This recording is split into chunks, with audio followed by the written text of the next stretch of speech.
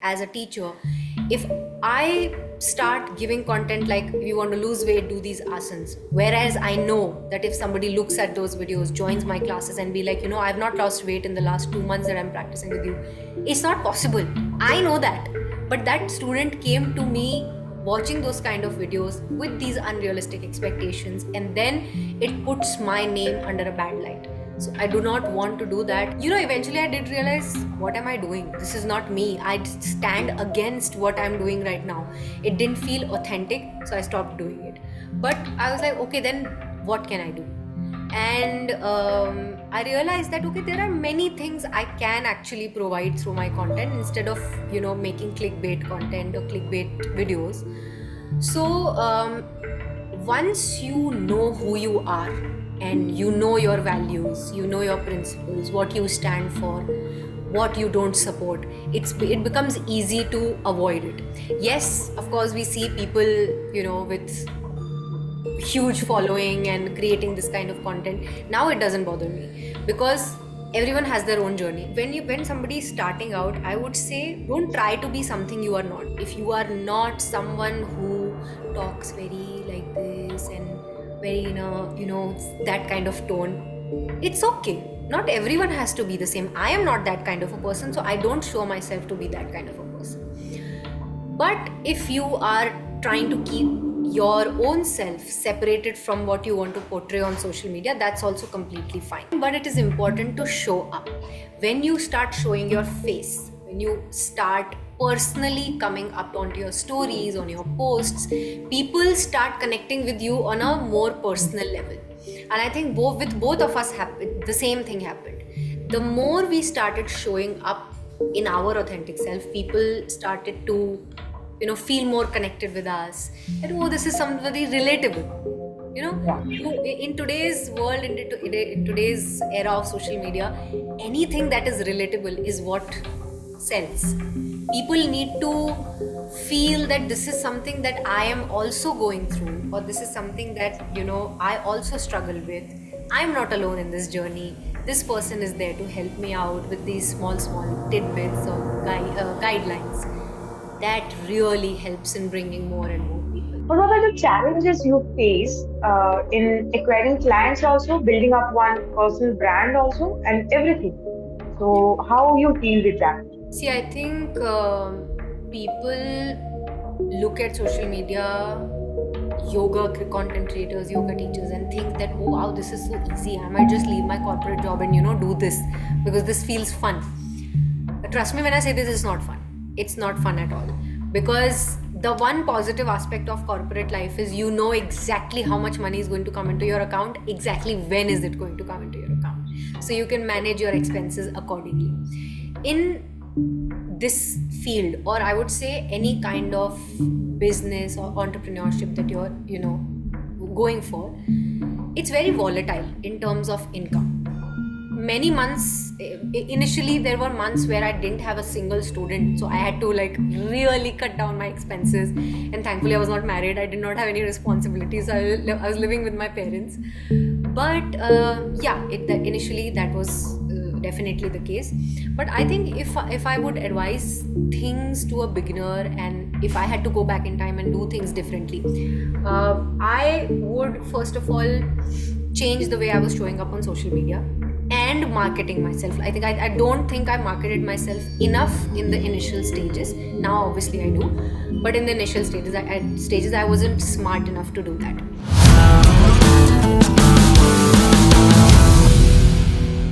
Namaste. Today we have Soumya Pathak, experienced yoga teacher with a thriving career in this yoga industry. We will be discussing about how to build your career in yoga, how to build a successful business, a successful brand for yourself. So if you are a beginner or you want to expand your practice, your business, this episode is going to be a killer episode for you. So just stay tuned to get the practical tips, the practical advices that help Soumya and Nitin, her husband, to build their own personal brands in this yoga industry.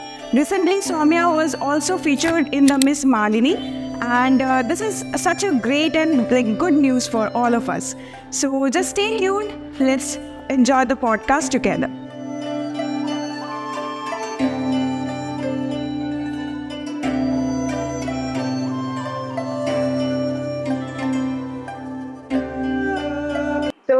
everyone.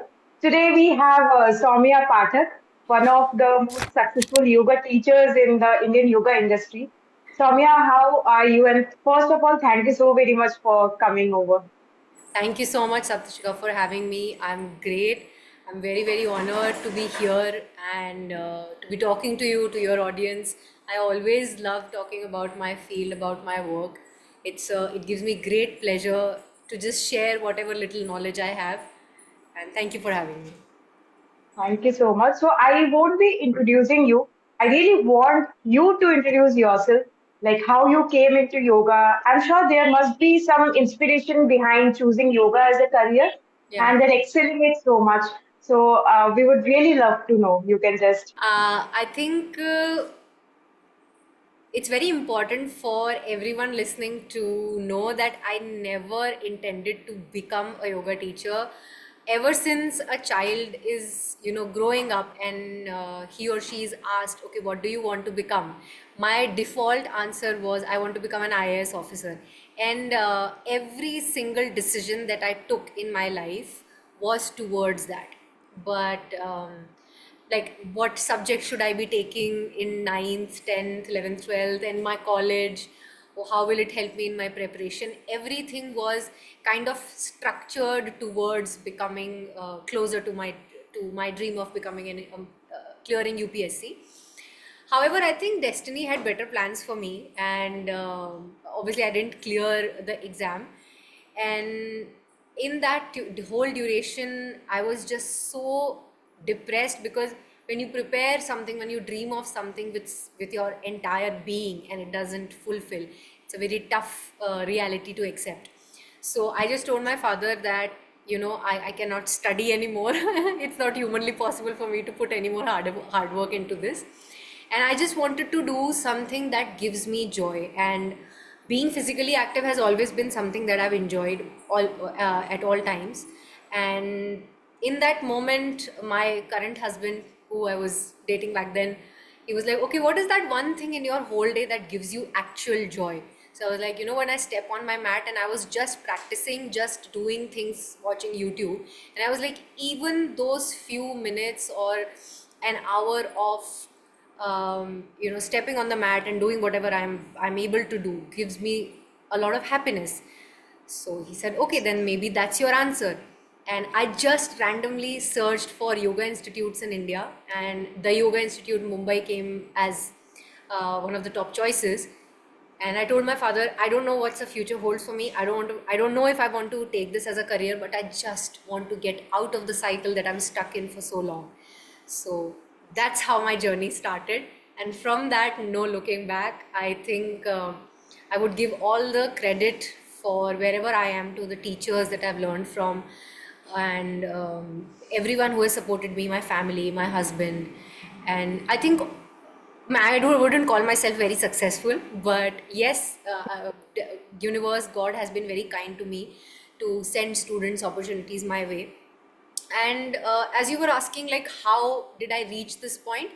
I think social media played a huge role in this, because when we were in that stage where we were trying to set up our work, social media was just kind of booming at that time. So everyone, all my contemporaries also, I think we've all been very lucky in that sense that we've been able to kind of cash in into this very effective tool that was around us, and it helped us reach people all over the world. And obviously word of mouth spread. The better value you provide in the classes, the better you grow. So those two factors have really helped me. I just want to know, like, what are the courses actually that you did to become a yoga teacher? Like, you started from the Yoga Institute, Mumbai, and then I'm sure you went to Mysore also. Yeah. जहाँ तक मेरे को याद है, yes. You can just elaborate. Yeah. So, I actually started my journey from doing the Hatha Yoga course, teachers training course from the Yoga Institute. And at that time, I was emotionally also in a very bad place. So that whole process, the whole time that I was there in the Yoga Institute, was kind of like a rehab for me, because there was a lot of philosophy also taught, which I really, really loved it. Because yes, asana practice, pranayama, meditation, all of those techniques are there in other schools as well. But what Yoga Institute really helped me understand was the core of yoga practice, the theory of it, the philosophy of it. And then to focus more on my physical practice, I went to India Yoga Dhama, Mysore, to practice under Yogacharya Bharat Shetty sir. And that was mainly focused on Ashtang Vinyasa. But I think from these two courses that I learned, I kind of formulated my own way of teaching, because I was like, okay, this is something that's good in this style and this is something that is good in this style. How can I combine them both and formulate something that can be my own personal way of providing students with better techniques, better teachings. So these are the two courses that I've. All right. So what we see, like when we go for any job, any interview or something, skills are one of the major parts of actually our CV or resume. Yeah. So as I believe in yoga industry also, a yoga teacher should be inculcating some of the skills that might help him or her with their careers and all. So what do you think? What are the skills that one should inculcate to become a little bit better version of themselves? See, I think because you're going to be dealing with so many people and so many different kinds of students in your classes, when you're trying to grow your work, patience, first of all, having patience with all kinds of students that you have. Secondly, good communication skills. You can have all the knowledge in the world, you can be as good of a teacher as it is possible for you to be, but if you are not able to impart that knowledge clearly in clear instructions, simple, crystal clear instructions, it's going to be a tough task for the students also to grasp it. So I think working on your communication skills is very, very important. Doesn't have to be only English. There is a huge portion of population which is more comfortable in Hindi or whichever language that you're comfortable with. So whatever language that you're choosing, have a good command on that, and kind of keep on polishing your way of teaching so that you can be more precise, you can be clearer in your instructions. Then third, I think self-confidence, because as we see, there is so much of competition around. It's very easy to kind of get lost in that competition, thinking that, oh, am I good enough, am I, I don't have that many followers, or I don't have that big of a page. Do you think I'm worthy enough? The biggest fear that I feel like students have is, I'm not able to practice as advanced as other teachers. So I think confidence in yourself, that whatever you are teaching is good and whatever you are providing in your classes is beneficial for students, is very, very important, because otherwise it's easier for you to stray around, it's easier for you to get distracted through different voices that you're going to hear. So I think these three skills are very, very important to inculcate, which is patience, communication skills, and self-confidence. All right. So, जो देखने को मिलता है commonly is when we start our careers as yoga teachers, the self-practice thing actually lags behind.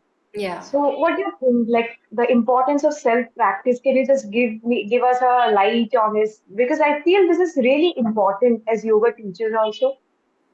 So, what's your opinion on that? Yeah. Sapsrika, I would like to go back on the last question. I had thought of one more skill which I completely forgot to mention.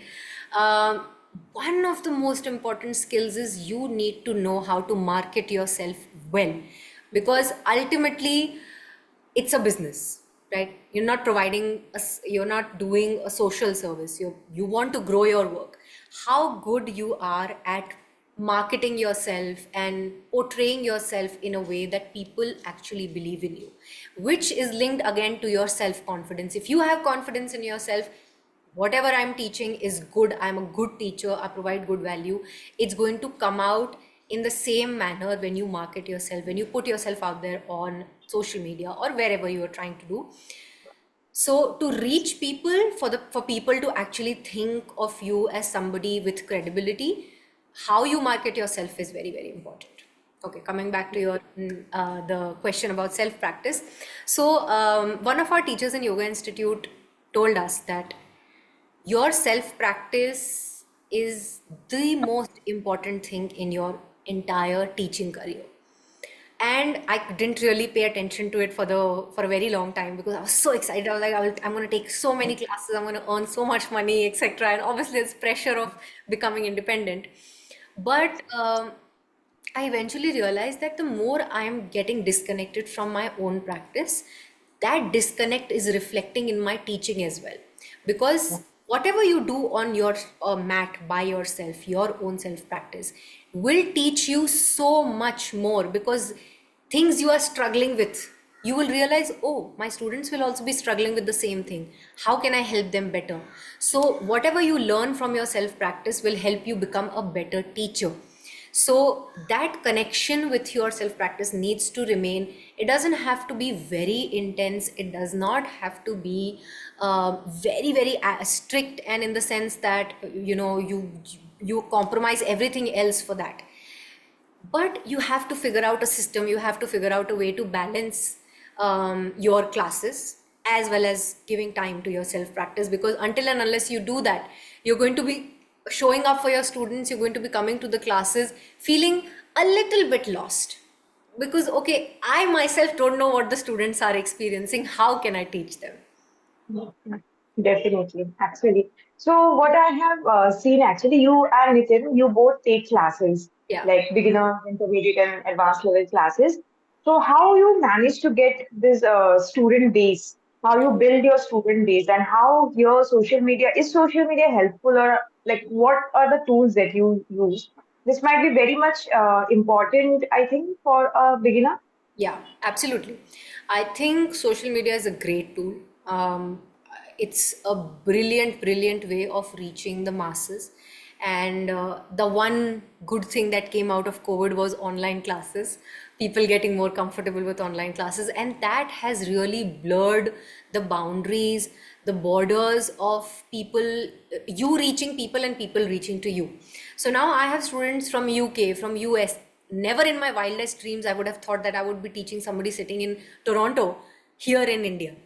Right. So I think social media provides that facility for you to reach as many people as possible.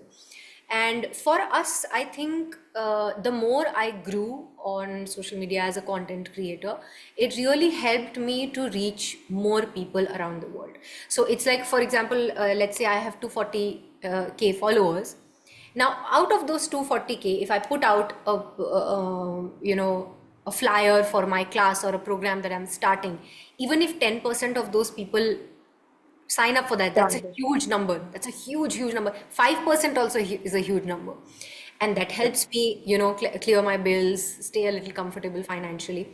And for both of us, the same thing has worked. So we have gotten students from two ways. One is, of course, the social media, or second is word of mouth. Somebody who comes to our class, experiences that, tells someone, ki, oh, you should go to this teacher, they're very good, etc., etc. So now, for a beginner, my number one advice would be, don't take social media, Instagram very lightly. If you use it correctly, it's a brilliant tool for you to grow. You don't have to worry about getting 100K followers. There are many people, there are many creators or teachers with big number of following, but not so much of a student base, and vice versa as well. What you want to do is post consistently valuable content. So that is very very very very important. So with me, what I realized was, when I started posting content that was actually helpful, small stuff which people struggle with, they started looking at me as somebody, okay, this is someone we can trust with our health, and let me try the yoga classes, because how she talks on camera and how she says on these videos, on in these 60-second videos, seems like a good deal to me. So use that to your advantage. Whatever and however time you can give to social media, I would suggest posting 4 to 5 days a week is very very very important. You can obviously schedule your content, think about it very clearly, and just, instead of winging it, I will post this, I will post this, I will post this. Think of a few pillars that you can provide as value in your page, and then work around it. Yeah. So one thing actually, I discovered you, I think, through my teacher, Paramita ma'am. Yeah. So you actually crossed 100K and she posted in her story saying that congratulations, Soumya, you are epitome who crossed 100K without doing yoga for this, yoga for that, like keeping it authentic. Yeah. So today, what we see, the whole social media thing, the Instagram thing, is full of that Instagram yoga purpose. Like, if you Yeah. want to get pregnant, do this. If you want to get this, do that.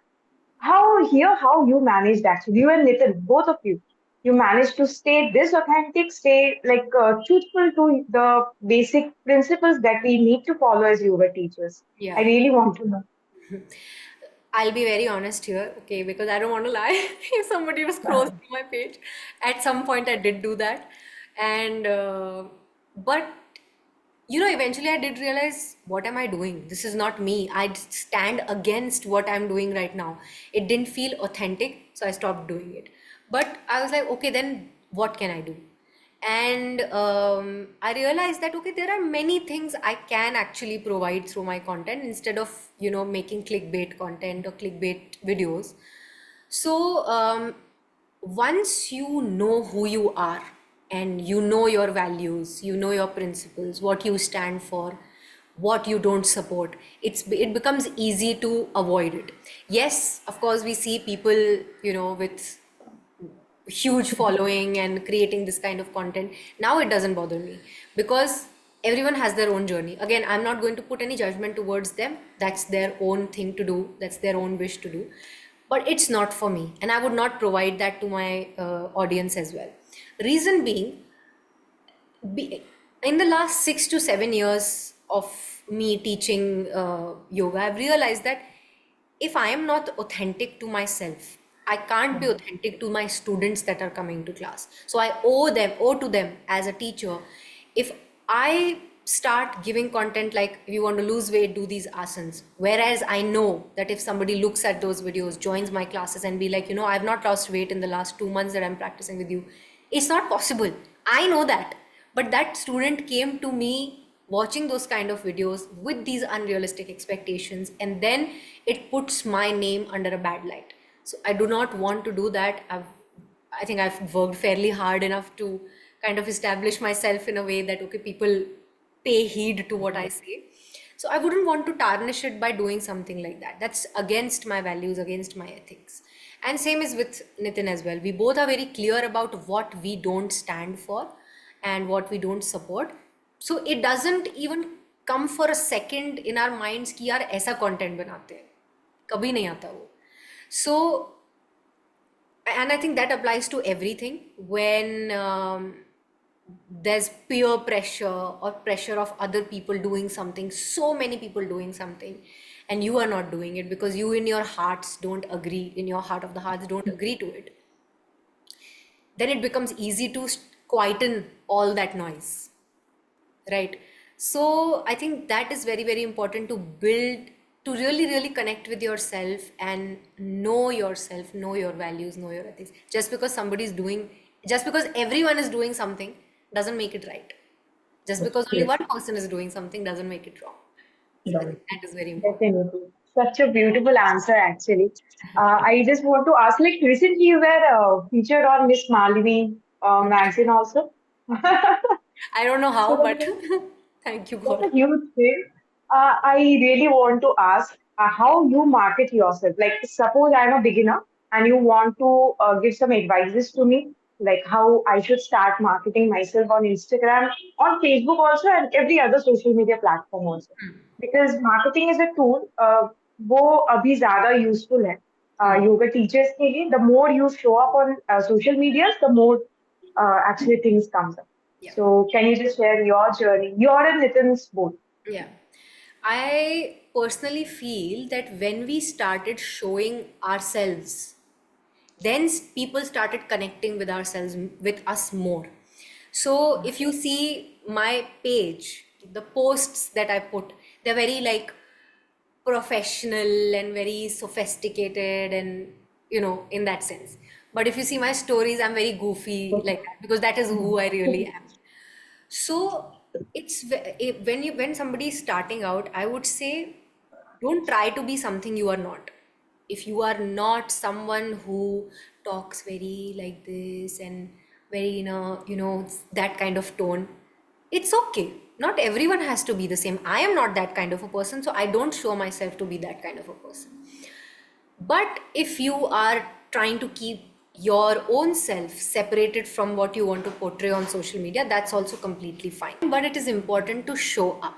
When you start showing your face, when you start personally coming up onto your stories, on your posts, people start connecting with you on a more personal level.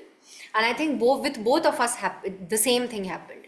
The more we started showing up in our authentic self, people started to feel more connected with us, and oh, this is somebody relatable. you know Yeah. in today's world, in today's era of social media, anything that is relatable is what sells.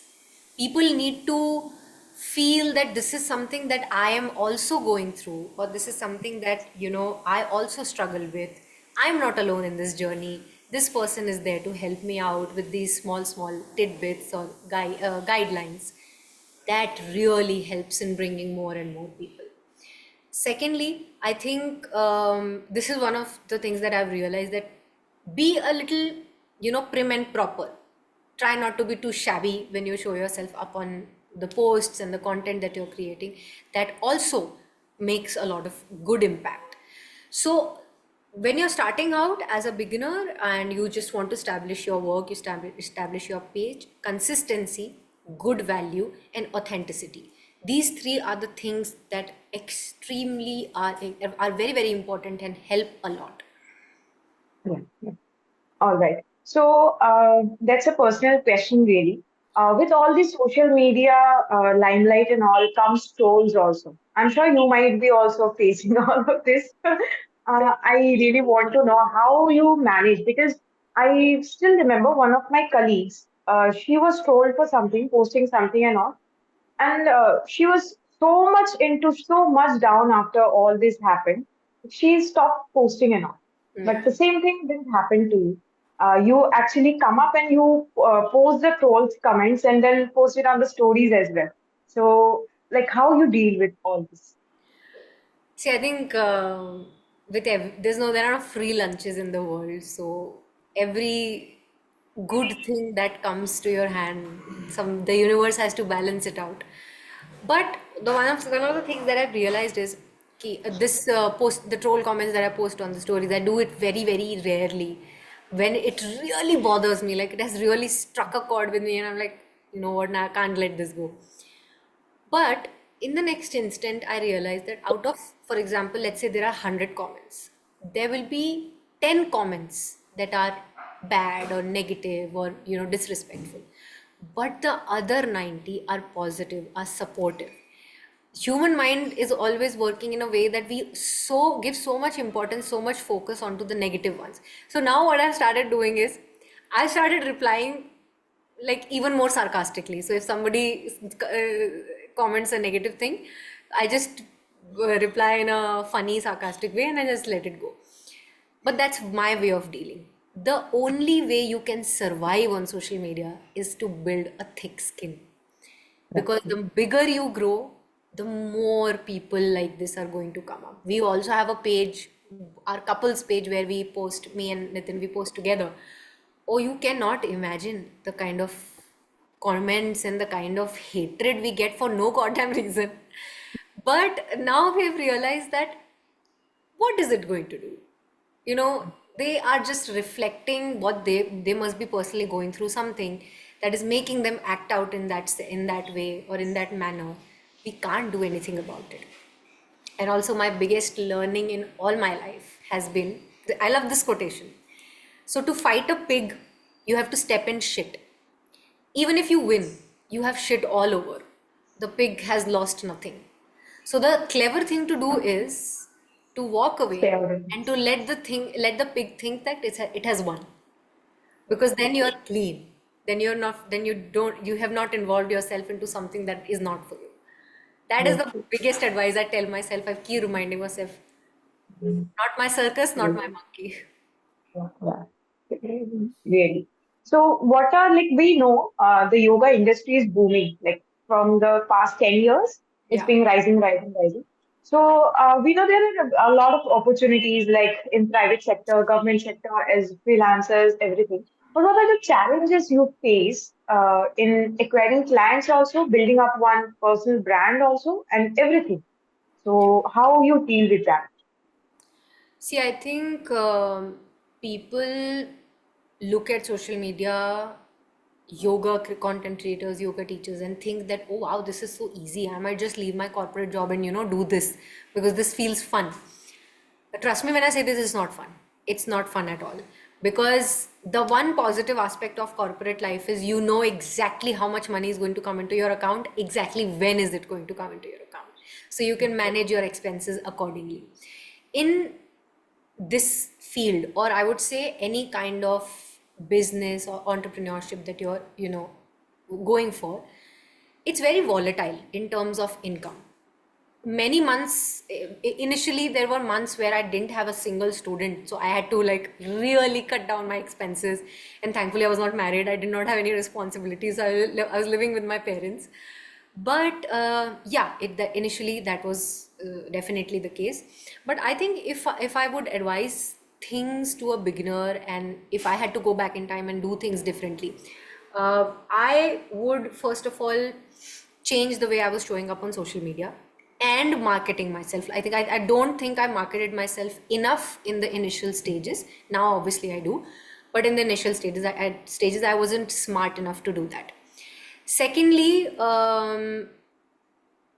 having this fear of failure, that, oh, but what if nobody comes? This fear as a beginner is a very crippling fear. So getting over that fear is something that can bring you wonders. Yes, what if nobody comes? But what if five people come? That's all right. What if one person comes? That one person will go and tell that other person, and then the other person, and that's how you grow. So you have to stop being scared of starting small. I think that is one of the challenges, because everything is very unknown. There's nothing fixed. In terms of finances, when you're still a beginner, you are still building up your student base. Sometimes the students will, be very, very active in a few months. Sometimes they might not be very active to join the classes. So this up and down kind of a pattern all keeps on going, always. Even today, after all these years of teaching, even still we face that. But yes, when you start earning, you start managing your finances, you kind of prepare yourself for some rainy days as well. So that has to be done. That has to be done very importantly. Now, particularly, I get questions from corporate employees that, I'm very much done with this job. I want to quit this and become a yoga teacher. My number one advice to them is, don't do that. Don't take such a rash decision, because in today's economy, a steady flow of income is the number one thing that you should be focusing on first. I'm not saying be stuck in a job that is killing you, but what you can do is formulate a plan, calculate your expenses and a little bit of your savings off, and then you should have that much money for the next 3 to 4 months. Start by taking weekend classes. There are a lot of people who don't have time on weekdays who want to go for weekend classes. Find those people. Talk to around your family, friends, in your society, wherever you're living. Spread the word about that, I'm a budding yoga teacher and this, that. So you start with that. Keep on saving money for the next, let's say, for example, you want 20, your monthly expense and a little bit of savings comes down to 20,000 rupees. You should have 20,000 rupees saved for the next 3 to 4 months. When you have that much corpus amount, then you can choose to leave your job, because in case, God forbid, I really hope that does not happen, but there is always a possibility that money doesn't start coming in very, very fast from the yoga classes. Then what you're going to do? So in that case, you still are safe, you're still comfortable in the sense that your expenses are paid, your savings are done, and then you can work on building up your student base. So that is one of the challenges that I initially faced. I think that was something that I would do differently. And I think these are the only two challenges that people usually face. And I mean, the good part is this eventually gets solved as you grow as a teacher, as the word spreads about you, as you grow more on social media, it eventually gets solved. Do you think like building a passive income as yoga teachers is important? And what are the actual passive income sources that one can build apart from just yoga teaching? Absolutely. I think not just as a yoga teacher, in any Yeah. form of job or work you are in, you must have multiple sources of income, or you must have something that is going to be there for you for after 10 years. You would have some corpus amount. I think finances is something which people are not very comfortable talking about. They're very because financial literacy in generally is not a very talked about topic amongst general population, and I myself faced that problem. I think I started a little too late, but never, some at some point I did start. So building a source of income that is at least helping you do other stuff, like for example, if your yoga classes are paying for your rent and the utilities, the other source of income helps you keep savings for your rainy days, for your for some unplanned expense or anything like that. That is very, very important. Apart from that, you always should be saving and investing in something that is going to compound in the next coming years, because you don't want to be in a position where you are 60 and you're still grinding, thinking that, oh, how am I going to pay my survival bills and survival expenses. So that should not be the case, whether it is a yoga teacher, whether it is a person in a job, corporate, whatever, any sector. Always plan accordingly, always be wise with your finances. I was reading a book about this thing, and somebody the author had written, invest in your assets, not liabilities, because what good is a Rolex if it's telling you when your lunch break is over. That's it. Yeah, yeah, definitely. So just last few questions before we actually wrap up. Absolutely. I really want to know how you design your classes. Like everybody has their own style, which is, I think, fair enough. Everyone has their own style. So what you follow, how you design a class, like a beginner's level yoga class. So my purpose of beginner level class is to first of all build a good foundation, get them comfortable with moving, because a lot of two students who come to beginners yoga class have never done any sort of exercise before. So for the first goal is to get their joints moving. So the initial few classes I only focus on basic joint movements, little bit of side movements, little bit of lateral movements, introducing very simple asanas. And even if I'm teaching only 3 asanas in the class, those 3 asanas will be explained in depth detail, so that they don't get anything wrong and they are completely clear about, okay, this should not be done, this should be done, this should not be done.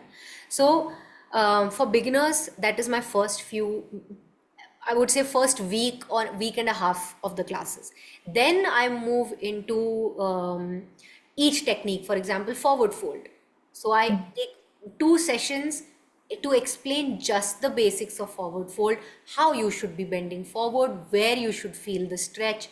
And that's how all the techniques are divided, whether it is back bending, hip opening, etc. Once after 2 to 3 weeks, I feel like they are ready. Then I move into flows.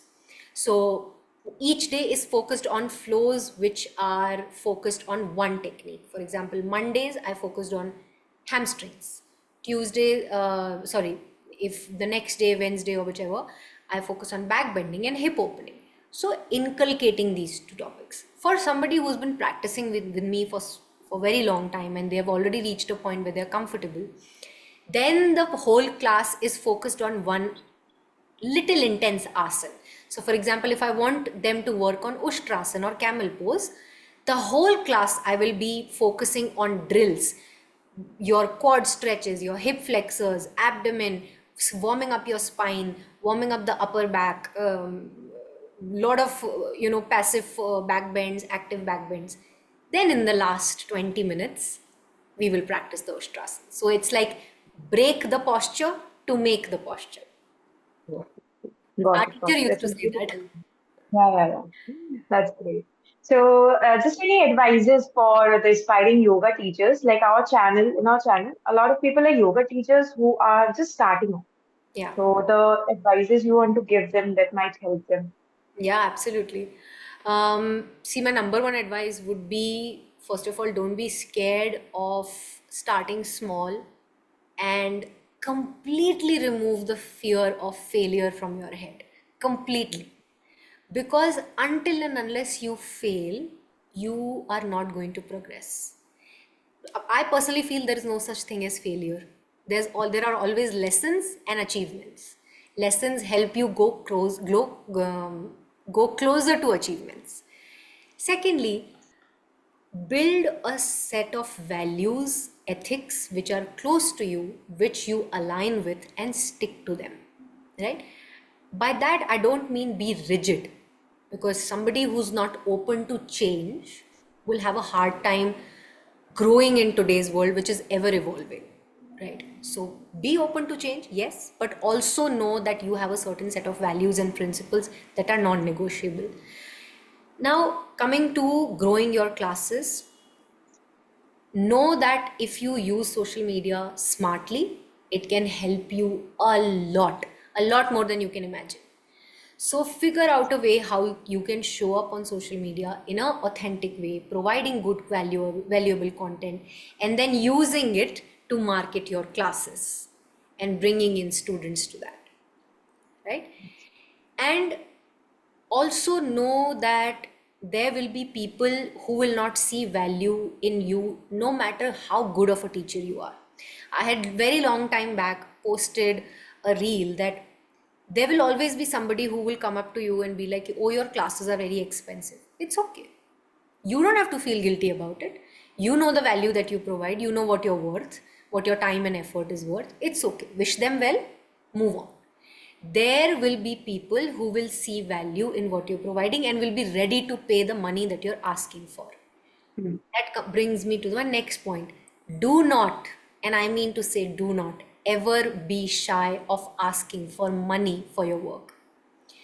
You are also doing a job. This is your livelihood, this is your work. You are fully entitled to have a certain set of rules. So for us, it is advance payment. Only then you will start the classes. That is what our rule is, right? People will push you a lot into refunding. Oh, I could not attend the class. Oh, I only attended 3 classes. Can you refund the fees? So you need to know, are you comfortable doing that? If no, then you have full rights to say that that's against our policies. We won't be able to do that. For this, you need to build a lot of self-confidence. Build it, work on it. Work on things that nobody can take away from you. The way you communicate, your confidence, the way you carry yourself, your knowledge base, your practice, your experience. Nobody can take all this away from you. Build on strengthening these skill sets, and wish you all the very best. Thank you so very much. It was so nice talking to you, knowing so much. And I wish someday we will have a talk with Nitin also. Absolutely. Yeah. So thank you so much. Thank you so much for having me. Thank you.